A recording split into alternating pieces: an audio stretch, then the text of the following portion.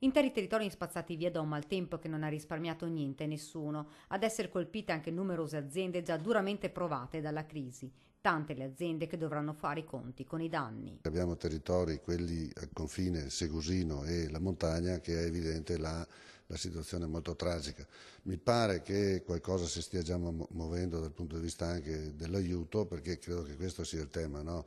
Cercare di far sì che queste imprese non abbiano, oltre al problema del danno, anche le incombenze come un'attività normale. Insomma, questo è il tema sul quale bisogna lavorare, cioè cercare di alleggerirli sotto l'aspetto degli impegni, e sicuramente credo ci saranno anche gli elementi di sostegno dal punto di vista dei dipendenti, perché credo che mai come in queste occasioni ci possa essere l'utilizzo di un elemento di sostegno come la cassa integrazione o come le sospensioni, perché è evidente che non possono sopportare le imprese i costi anche indiretti. C'è bisogno di sostegni concreti, non si possono lasciare sole le aziende, la situazione per molti è davvero tragica. Fortunatamente, ripeto, nei nostri territori il disagio è stato minore, però credo che per questo non valga che noi aiutiamo anche quelli che stanno un po' più in su, e augurandoci che queste cose aiutino anche poi nel tempo a porre dei rimedi anche nel sistema costruttivo, per far sì che queste emergenze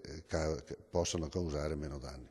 Più o meno si può fare una stima di quante aziende possono essere state colpite? Beh, nei nostri territori poche, però ripeto, nelle province di Belluno sono dati che noi a Treviso non abbiamo, ma complessivamente credo che siano parecchie, perché il territorio è molto vasto, anche se le aziende grosse sono poche, ma una serie di tante attività piccole, e non solo quello. Teniamo conto che adesso ci dovrebbe essere un impegno anche straordinario per il ripristino, perché in montagna comincia la loro vendemmia fra un po', quindi voglio dire, tutta la stagione invernale non possa essere messa a repentaglio da questo disagio, perché altrimenti la situazione economica sarebbe molto più tragica.